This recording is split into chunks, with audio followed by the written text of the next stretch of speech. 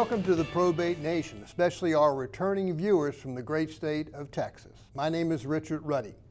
Tonight you will learn how Texas assets owned by a deceased person who lived in another state are probated. This process is referred to as ancillary probate.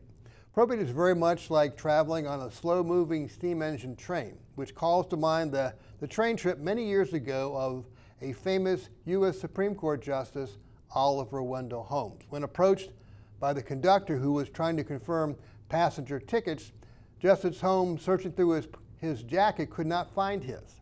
The conductor recognized who he was and said that would not be a problem, but Justice Holmes dissented. While he had purchased a ticket, he needed to know where he was going. We are fortunate to have back with us Job Jackson, a Texas probate attorney who knows all about ancillary probate. He will share critical steps to be addressed and stops to be made in the course of any Texas ancillary probate journey. But first, let me tell you about Job. Job is a shareholder with the Texas law firm of Langley and Benak. His practice focuses on estate administration, as well as estate, trust, and fiduciary litigation. Prior to entering law practice, Job had the privilege of serving as a briefing attorney for Justice Marilyn Bernard of the Texas Fourth Court of Appeals in San Antonio, Texas. Welcome, Job. Thanks so much, Joe, for taking the time to share with us and the Probate Nation family, across the country, your information about ancillary probates. But before we jump into that topic, we talked about this in an earlier program. There are all these YouTube videos out there on just about every topic under the sun. So many folks like to do stuff themselves these days. Is Texas probate, especially ancillary probate, is that something a person can do on their own without an attorney? No, Texas, and thank you for having me here today. But no, you cannot do an ancillary probate in Texas pro se. Texas has very strict prohibitions against the unauthorized practice of law, and it'd be considered that in Texas. Okay, well, that's good to know. So the discussion that follows for our viewers is basically going to serve as a very nice introduction to the process before someone retains a Texas attorney to help them. But at least you'll know how to ask the right questions and certainly be able to judge the lawyer you're hiring, whether they know how to handle this. But Joe, tell me, as this to get started, what is ancillary probate? Sure. So ancillary probate is a simultaneous probate process that happens in a different state than where the original probate starts. So for instance, let's say someone passed away in Virginia and they're doing their typical probate in Virginia, but they happen to have a vacation home located in Texas. You'd want to open an ancillary probate in Texas to deal with passing the title of that vacation home. So what assets do you typically see that need to be probated by a non-resident decedent in Texas? That's typically going to be secondary homes, vacation properties, other types of real estate, being Texas, farms, ranches, mineral rights are very common asset that we have to deal with in ancillary probate. And then other certain types of tangible property. You could have, say, a car that you leave at the vacation home in Texas, where you need an ancillary probate to help transfer that title. And who needs to undertake that ancillary probate in Texas?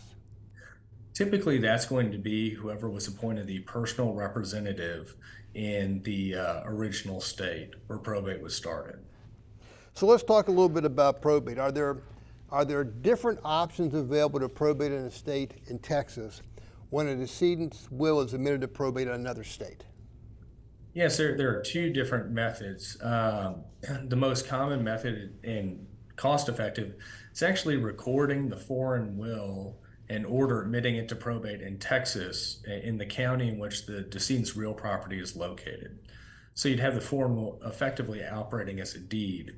The second method is just a full ancillary probate where you're getting a personal representative appointed to deal with the assets located in Texas. Okay. So if you only own real estate, we might be able to do something that is fairly efficient by just simply recording, as you just described, a triple seal copy or exemplified copy of the documents from the other state's probate, and then of course a copy of the will itself. So, Job, now that we talked a little bit about, but where we can have a simplified process to probate a piece of real estate. But when would I need to actually undertake a formal ancillary probate and obtain all the issuance of ancillary letters of testamentary and stuff like that?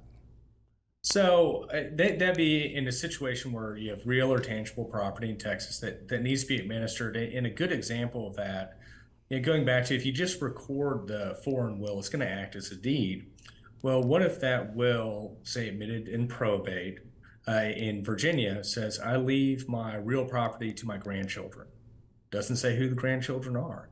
A title company in Texas later dealing with that is going to read the will and not know who the grandchildren are. So in that situation, you probably want to do a full ancillary probate so that you can take a judicial action to clarify who the grandchildren are to clean up title down the road. That'd be a pretty common example of why you'd want to do a ancillary probate process as opposed to just recording that foreign will, is to clear up title issues down the road. And I think that, for many people nowadays, using a revocable trust is kind of the tool that they use in their home state. So if they have what we refer to as a pour over will that simply says, I leave this to my trustees on my revocable trust, then we wouldn't run into that particular problem. Would that be true? In all likelihood, yes, that would avoid that type of problem, assuming that the trust is sufficiently identified in the will. Of course. In those details, yes. Of course. Well, let's talk for next thing is what court actually will oversee these ancillary Texas probates? It's primarily going to be the county where the decedent's principal estate is located. So this would be where the family ranch is located, where that vacation home is located. That would be the county that would be handling the ancillary probate proceeding. Okay. Now, let's talk about the common assets. What is the common assets in ancillary probate? You would tell me a little bit about what is filed with the court to initiate an ancillary probate? Sure. So you'd be filing what's called an application for ancillary probate of a foreign will. Where in essence, you'd be asking for someone to be appointed as the administrator here and providing detailed information about the probate that's already taken place in the foreign jurisdiction.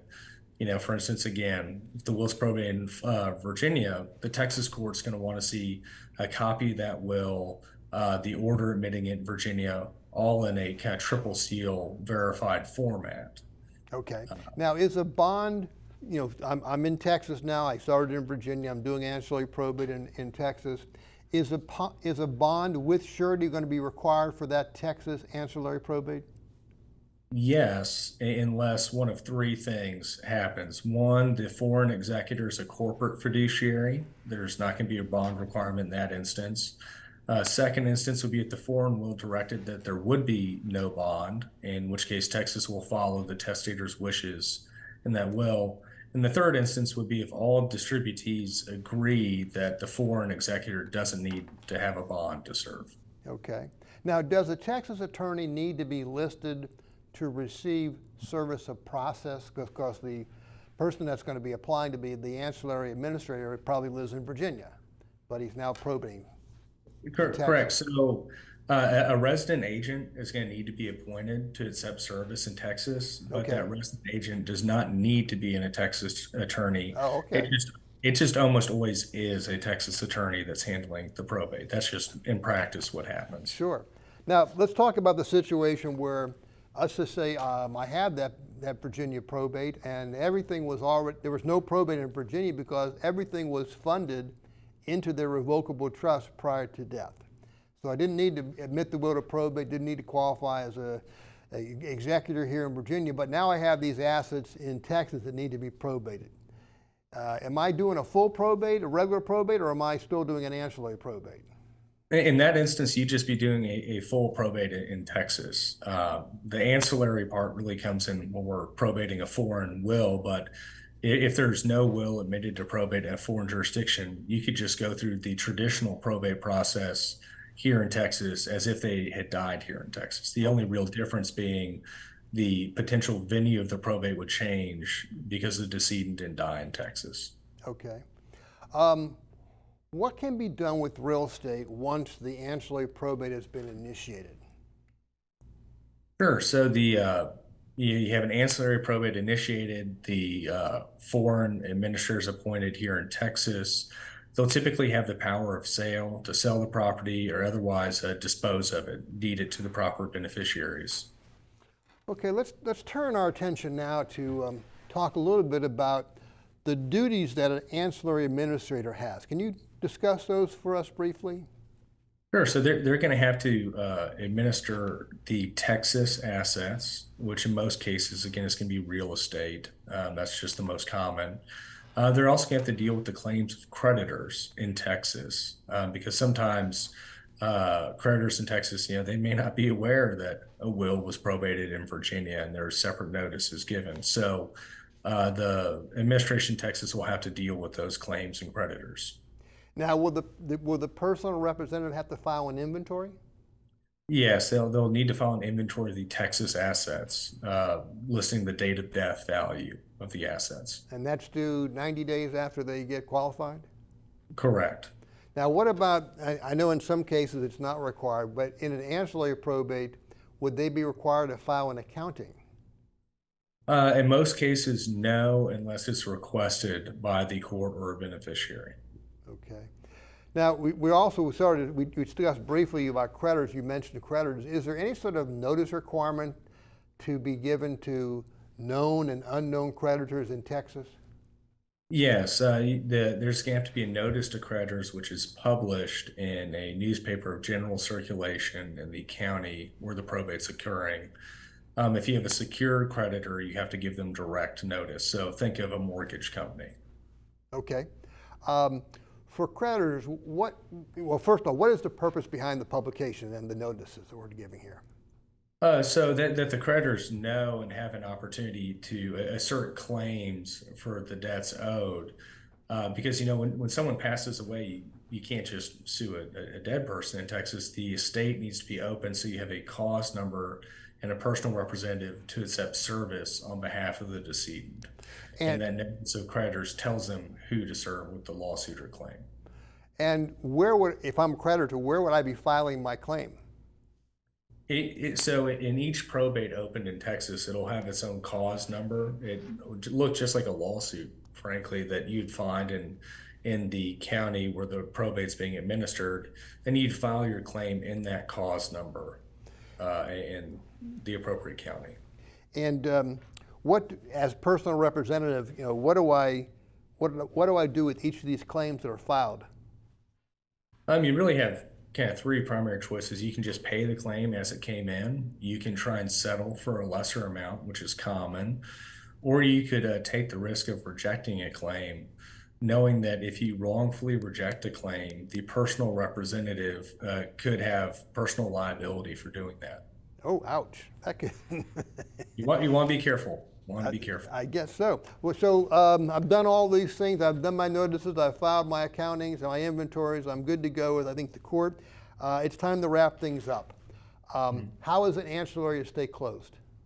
So it'd be similar to if you're just closing a domestic probate. You'd do an accounting, a closing accounting, and petition the court for judicial discharge of duties as the ancillary administrator. And does anybody get notice of the filing? Yes, all of the beneficiaries of the estate would need notice of that because it would be an opportunity for them to object and say, Judge, don't discharge this executor. I actually have a problem with how they did things. So that's who would need notice. Okay. Well, we don't want that. We don't want that to come up. What is the typical timeline from beginning to end for a normal ancillary probate? Because most of the time you're dealing with real property and independent, I think you're looking at less than 6 months to do with things. Because typically, if you have a ranch or a vacation property, you're opening the estate, then you're going to be deeding it out and dealing with any kind of minor issues like that. Now, we talked a little bit when we were preparing for the show during our work together, that sometimes people will leave the ancillary probate open if they have minimal rights. Would you want to mention that, talk about that for a second? Sure. So if they have mineral rights, and sometimes you just leave it open because mineral rights, especially in Texas, there's a saying, never sell your mineral rights. So folks will have generations of mineral rights that have been split at each generation and have fractional interest. And a lot of minerals can be dormant. There's no activity on them. And you may not even know that you own these minerals until there is activity in that shale play or that specific field where you get a letter from a landman saying, hey, I'd like to lease your minerals.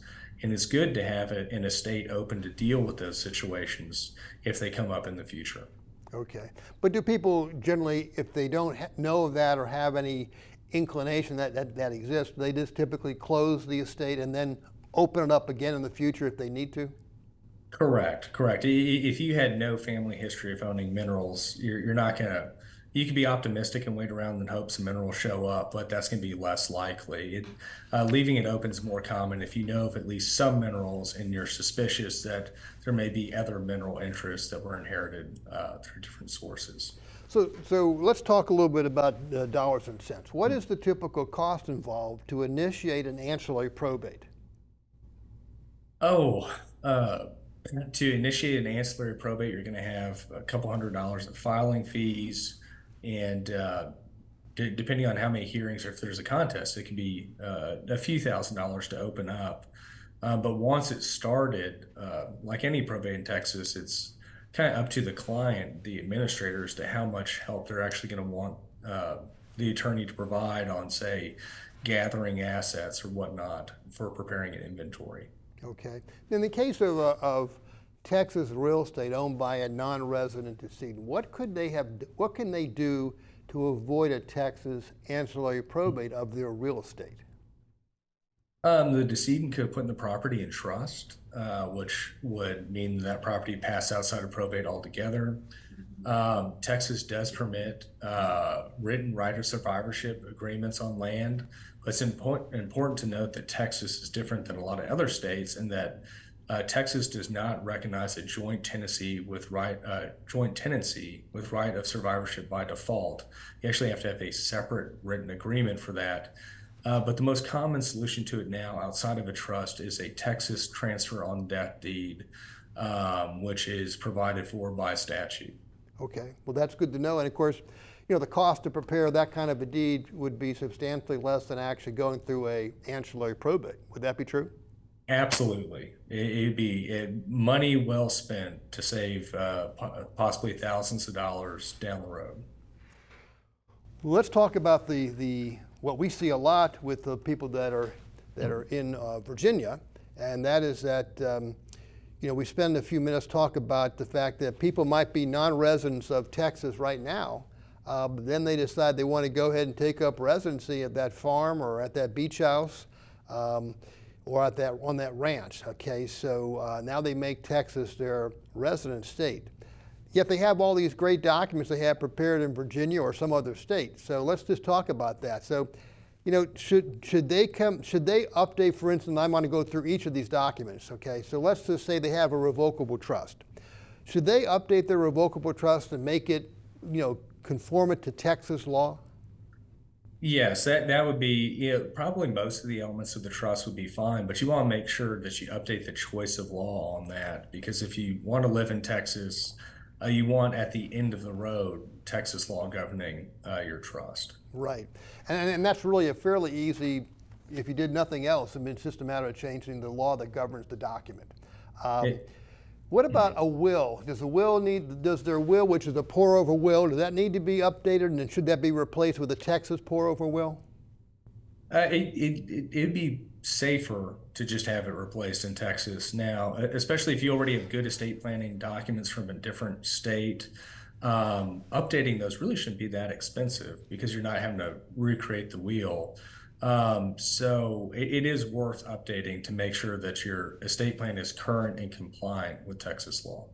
Now, the two documents I find to be the most difficult for folks to deal with in another state is the financial power of attorney and the medical decision-making document. If I take these Virginia documents and show up in Texas, people are going to start scratching their heads, I think, and wonder, what do I do with this? So what is your advice to folks when they show up with their out-of-state power of attorney and out-of-state medical decision-making documents? Do you think they need to really update those?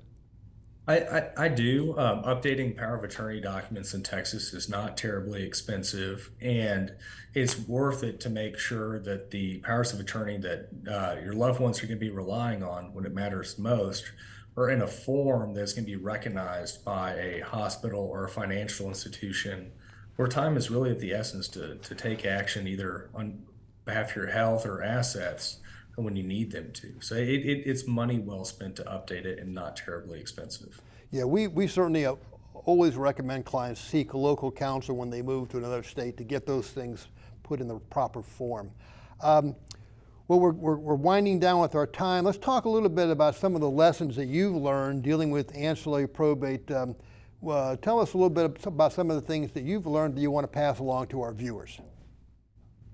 Good planning during your lifetime will save time and money and headaches for your descendants afterwards, your intended beneficiaries. So good planning, it's money well spent because it saves so much money on the back end. And then the other thing, especially for ancillary probate, is take advantage of some of the statutory options that make a lot of this much easier. For instance, a transfer on death deed. If you do have that vacation house in Texas that you want to take care of, and that's really all that you have to take care of, is consult with a local Texas attorney to just do some of those easy steps to, again, avoid expense, time, and headache down the road. I couldn't agree with you more. And certainly if you have a revocable trust, I mean, we are strong advocates, avoid probate, fund your trust. And that takes a little bit of effort on your part. Well, we're winding down our time, so we've done 2 shows with you, Joe, and I appreciate you so much taking the time to come back. We've talked about regular probate for a Texas resident, and we've also just today gone through and talked about ancillary probate, where we have assets from a non-Texas resident that need to be probated in Texas. Stepping back and taking a look in the big picture, can you share some closing comments about probate in general in Texas and things people ought to keep in mind? Sure. So the process really doesn't need to be that scary. Most of the courts handling it can be sympathetic, knowing that you're only there to see them because a loved one has passed away. And the biggest piece of advice I can give across the board for any type of probate is keep good records of what you're doing, because whether it's the court or a beneficiary down the road, and ask questions. If you don't have those records, you can very quickly get in a good amount of trouble because you have a duty to maintain those records so you can disclose information when asked. So record keeping is critical. I couldn't agree with you more, and I think you need that for both as reporting as a fiduciary, but also for tax purposes as well. So, exactly. Joe, on behalf of the Probate Nation, I want to thank you so much for coming back and visiting with us again tonight. For sharing both an overview of ancillary probate in Texas, as well as your advice as to what to do if ancillary probate is necessary. This is valuable information, and it's a great public service for those viewers faced with the need to initiate a Texas ancillary probate. So again, thank you for coming in to visit with us. Thank you so much for having me. You're very welcome. Without a doubt, probate can be complicated and confusing. Job has given you an excellent introduction to the Texas ancillary probate process, including the steps to take and the pitfalls to avoid. But I would be remiss if I did not note again that there are legal documents to be drafted and filed in an ancillary probate. And as we learned this evening, Texas courts will require an attorney to be involved with the preparation of those documents. So I encourage you to seek the advice of a Texas probate attorney at the outset of your probate journey. Their guidance will help you avoid unnecessary work, delays, and additional fees and costs. This brings us to the conclusion of our show. Hope you found it helpful. Replays can be viewed on the Probate Nation website and YouTube channel. And you're welcome to receive information about monthly probate tips by signing up for a free Probate Nation newsletter at probatenationnews.com. Many thanks for tuning in. Until next time, I am Richard Ruddy, and this is the Probate Nation.